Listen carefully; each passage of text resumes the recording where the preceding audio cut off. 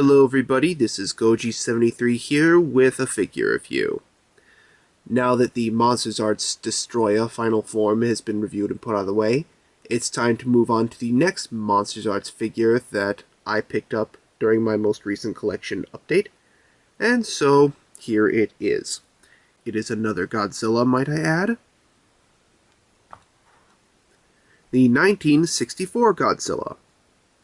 Now, since most of my watchers are probably Godzilla fans, I'll just briefly go over which films that this particular incarnation appeared in, and those films are Godzilla vs. the Thing, aka Mothra vs. Godzilla, and Ghidorah the Three-Headed Monster. So, those are the movies you should watch if you want to know which particular incarnation this one appears in.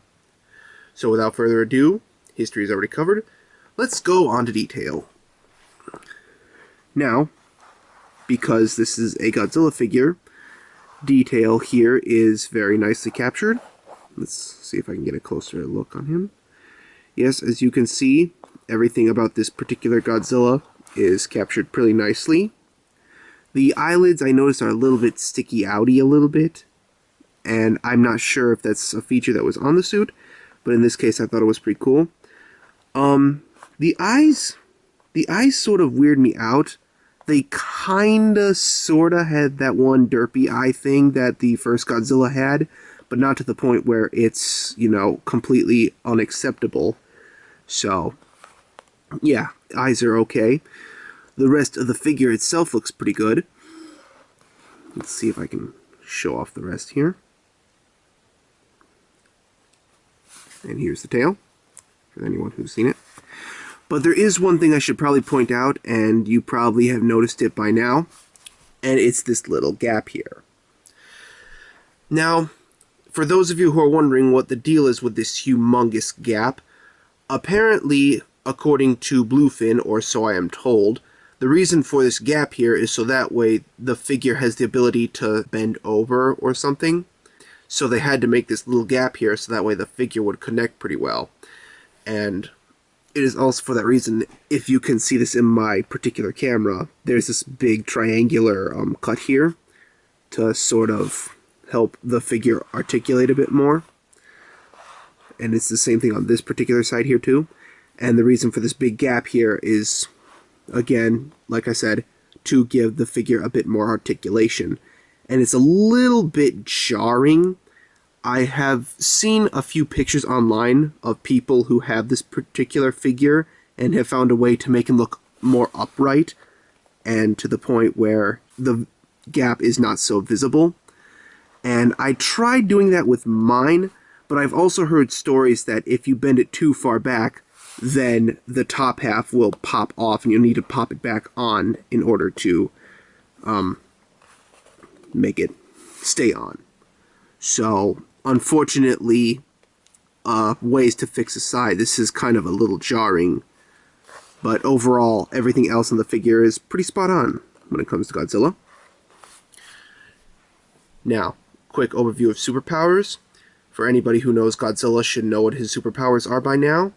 The atomic ray. That's all this particular incarnation has. Now let's get on to articulation.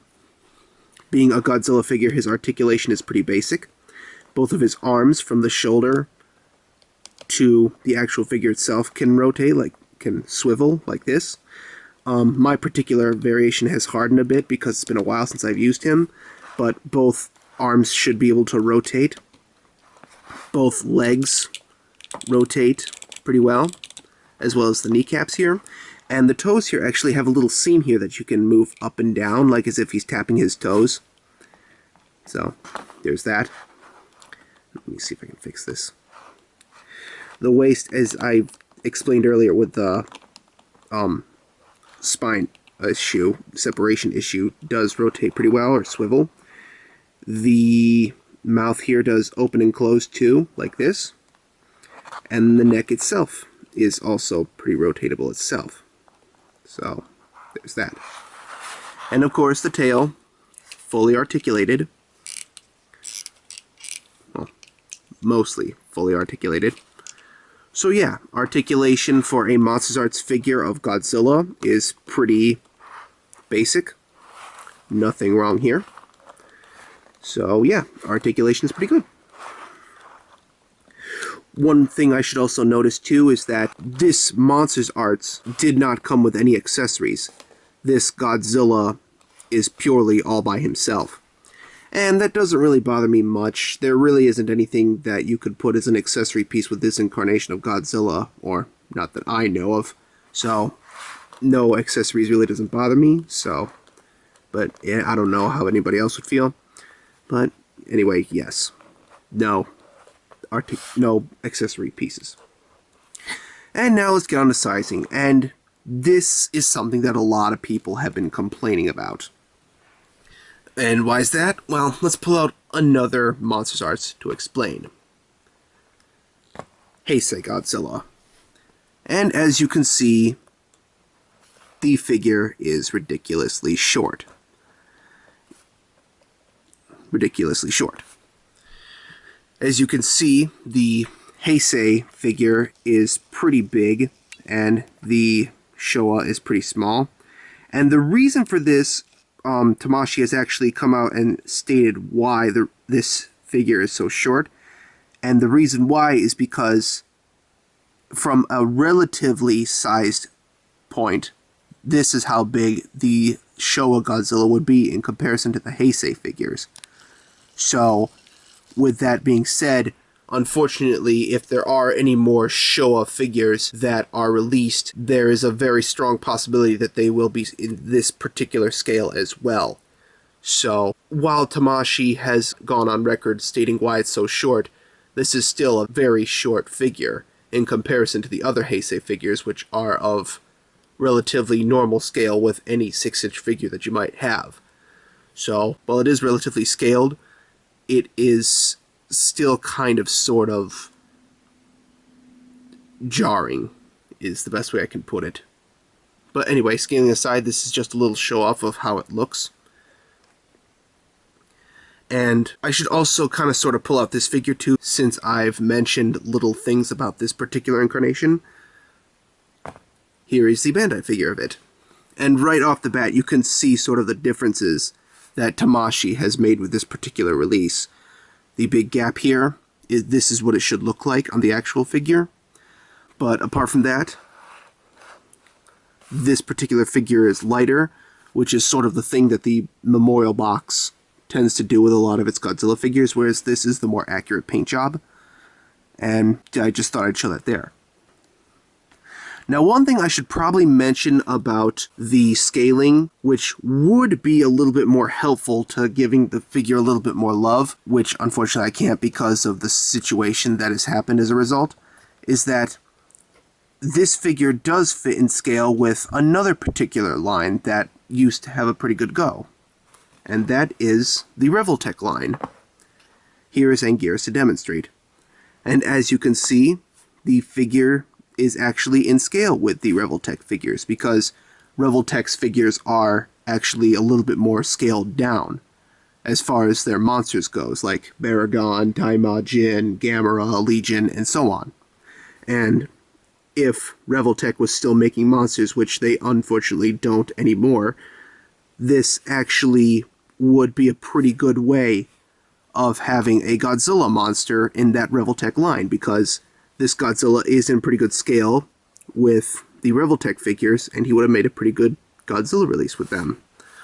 So, if you do have any Revoltech monsters, this would probably be the best scaling you could give them.